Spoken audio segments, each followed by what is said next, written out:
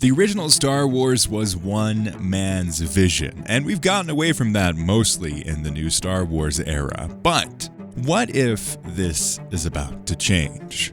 Welcome to Star Wars Uplink.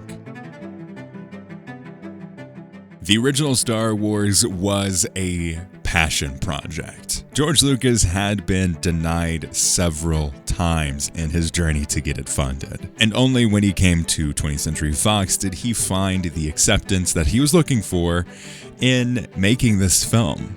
And while it wasn't a massive budget, he made it work. And I think this is something that is core to the experience of Star Wars when we think about it. Star Wars is a singular person's vision that he bootstrapped. He was ridiculed in the filmmaking industry. He was the villain for a lot of what we saw of as the classic filmmaking era. He came in as an indie filmmaker. He basically self-funded the second Star Wars movie. And for the third one, the reason why we have the crazy behind the scenes around that third movie was because he got kicked out of the Directors Guild.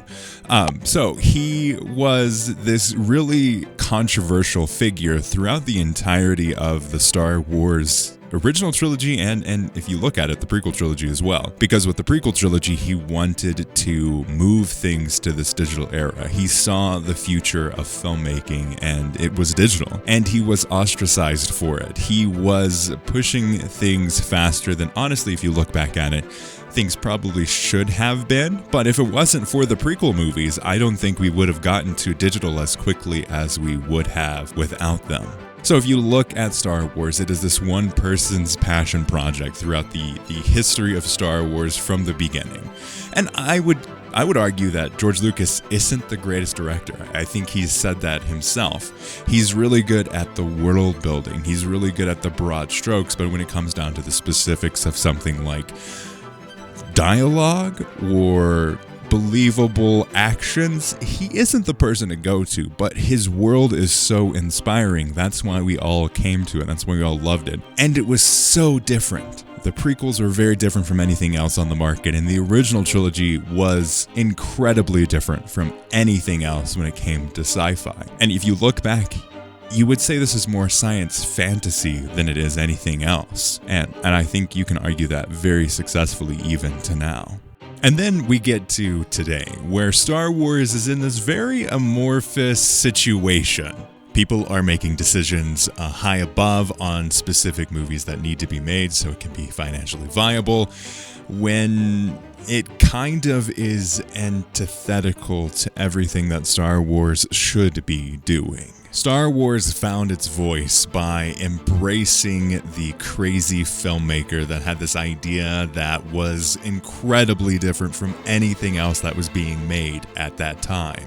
And when you look at the prequel trilogy, it was a similar situation, but more so on the technology side than the actual what was created. George Lucas had proved himself as a very capable filmmaker, able to produce box office success after box office success. But now Star Wars is trying the safe route. It's finding people that have been in Star Wars for quite some time. They know the formula, they know what has been made, and they're perfectly fine with remaking or reinterpreting what has been made, rather than finding, and I'll use Andor as an example because surprise, surprise, this is Star Wars Uplink. Of course I'm going to bring Andor into everything that I can possibly do. Andor is the exception that proves the rule. It was Tony Gilroy's pet project of an idea that he had after being involved with Rogue One, and it worked. It worked incredibly well. Every piece of that was what Star Wars was originally trying to be,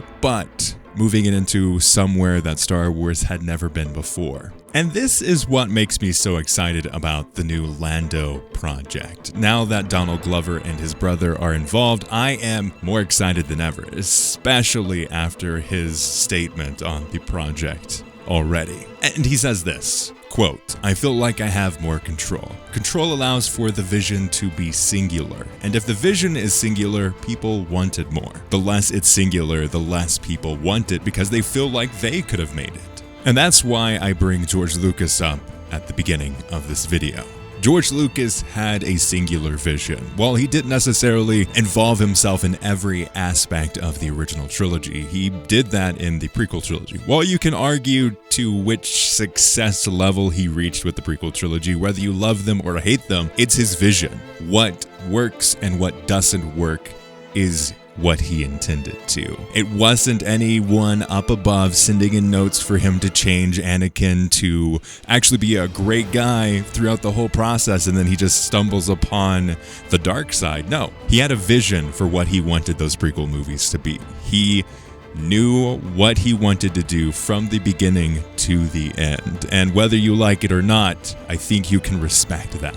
And I think that's what's lacking with current Star Wars right now. We don't have that one person that goes into this project for one specific goal, to tell one story. It's more so like, let's play homage to the history of Star Wars, including parts of the Clone Wars and the original trilogy and the prequel trilogy and Rebels. Like, that is not your vision.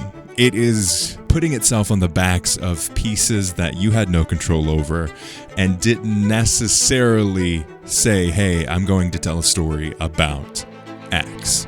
And from what we see on this is a level of creative control that we haven't seen in this particular way.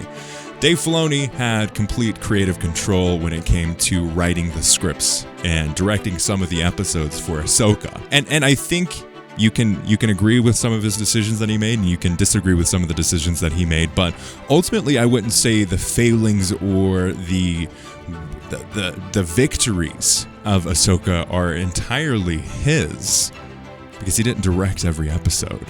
There was some other things there, and I honestly enjoyed Ahsoka Season 1 more so than Mando Season 3, because it was more like that singular vision that I really appreciate. Someone who goes into a situation and looks for a way to tell one story or say one thing.